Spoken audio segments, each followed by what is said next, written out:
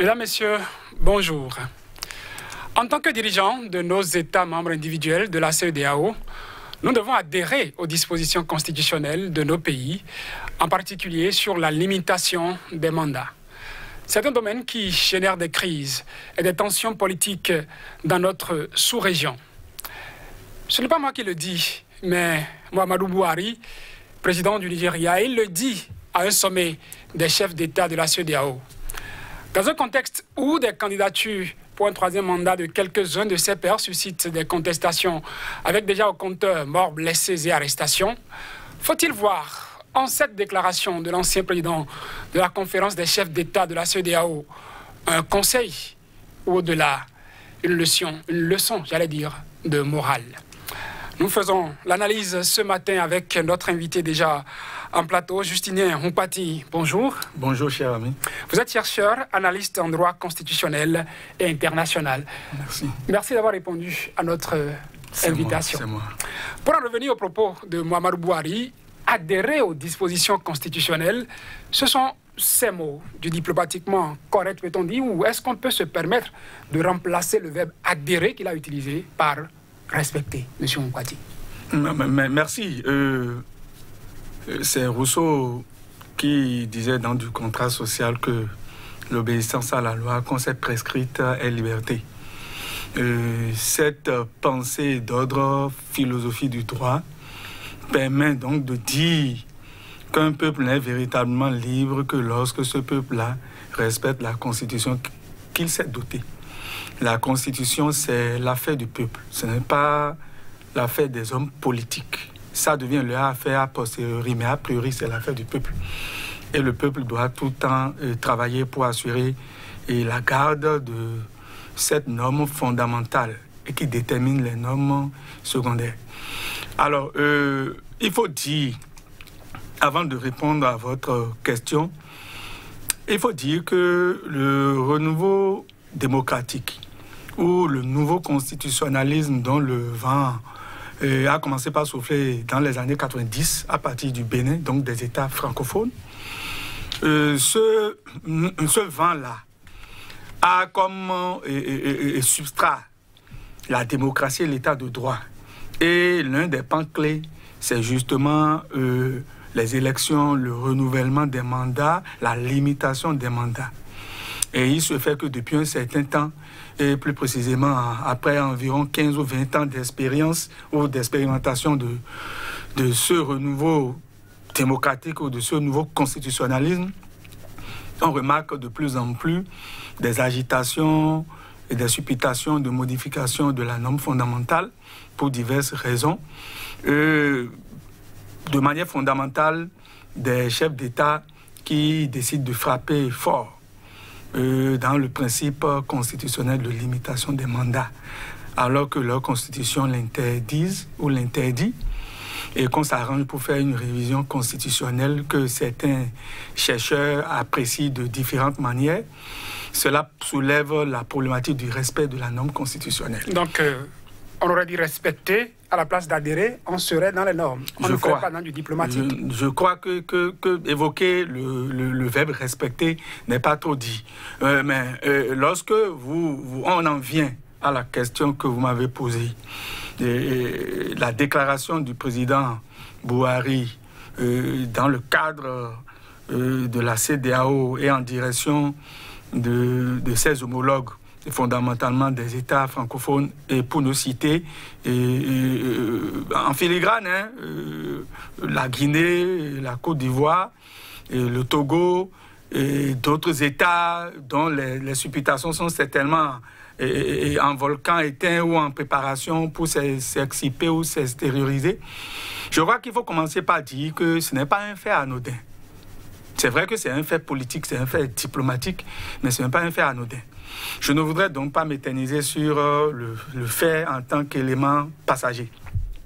Certains peuvent voir en cela un conseil, et voir cela en tant que conseil a des implications d'ordre analytique.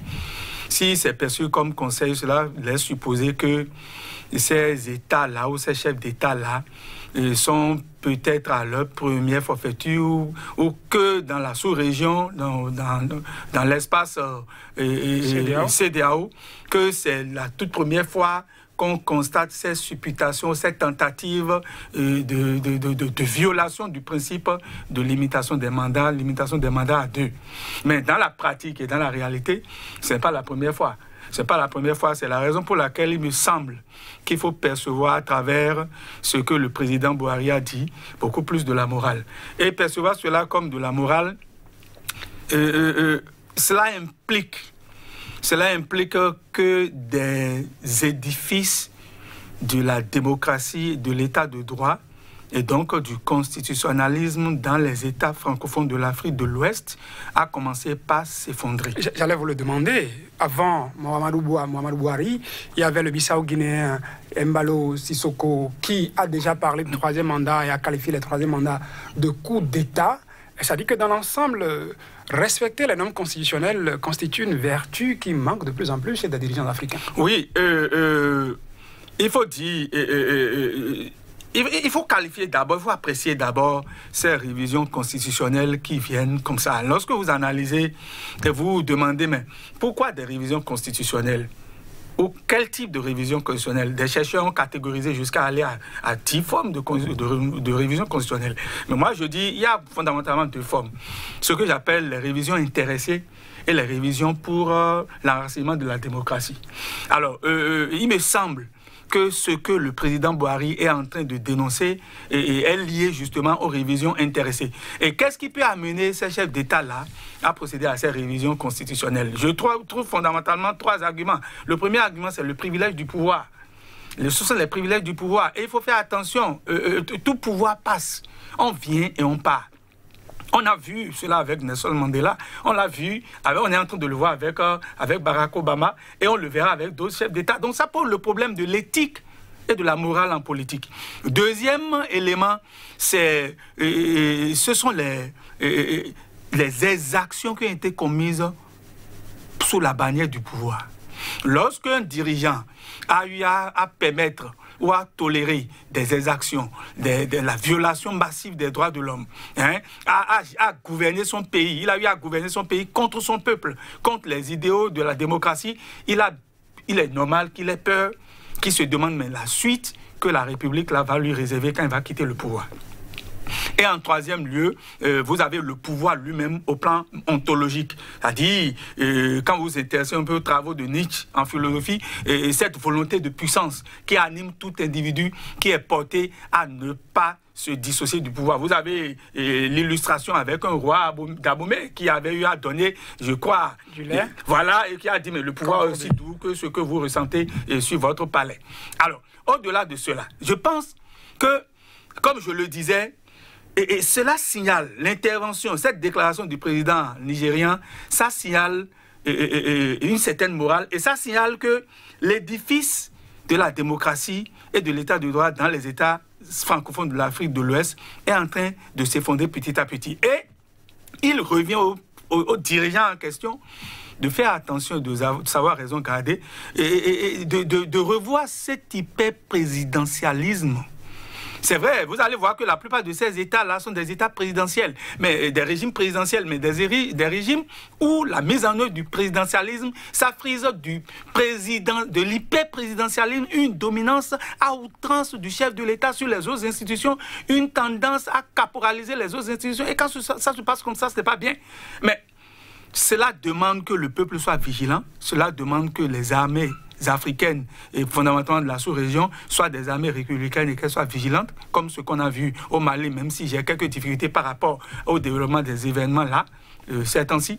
Cela demande que la société civile soit vigilante et cela demande finalement que le juge constitutionnel se démarque de plus en plus de la politique et puisse jouer son rôle d'arbitre constitutionnel. Parlant de juge constitutionnel, Justinien Moupati, pour les derniers cas, la Côte d'Ivoire, la Guinée, on a vu que les instances constitutionnelles ont fini par ne pas trouver d'inconvénients à ces troisième mandats, à ces candidatures. Est-ce qu'on peut toujours dire qu'il n'y a pas respect des normes constitutionnelles quand ceux qui sont garants de ces constitutions-là donnent carte blanche pour dire circulez? Non, ce qui se passe, c'est que, vous voyez, on s'arrange pour que la Constitution soit modifiée.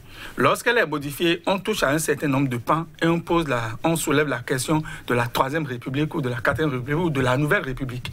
Il y a un certain nombre d'éléments. Lorsque ces éléments-là sont touchés dans une Constitution à travers sa révision, c'est qu'on est dans une Nouvelle République. Donc, il y a ce que j'appelle la fraude à la Constitution. Il y a une sorte de dribble de la population. Et quand ça se passe comme ça, vous savez, la lecture du droit, la lecture du texte constitutionnel, c'est une lecture qui peut se faire à la lettre, c'est une lecture qui peut se faire de manière téléologique, selon l'esprit. Alors, donc, lorsque la Cour constitutionnelle ou le Conseil constitutionnel ou simplement le juge constitutionnel est caporalisé et que le juge constitutionnel est composé des personnes qui ont du sang qui coule dans leurs veines, cet ensemble, ce collège constitutionnel-là ou ce juge constitutionnel-là, il a peur. Et qu'il craint pour sa sécurité, parce que l'autre a les armes, etc. Mais il peut faire quoi au-delà?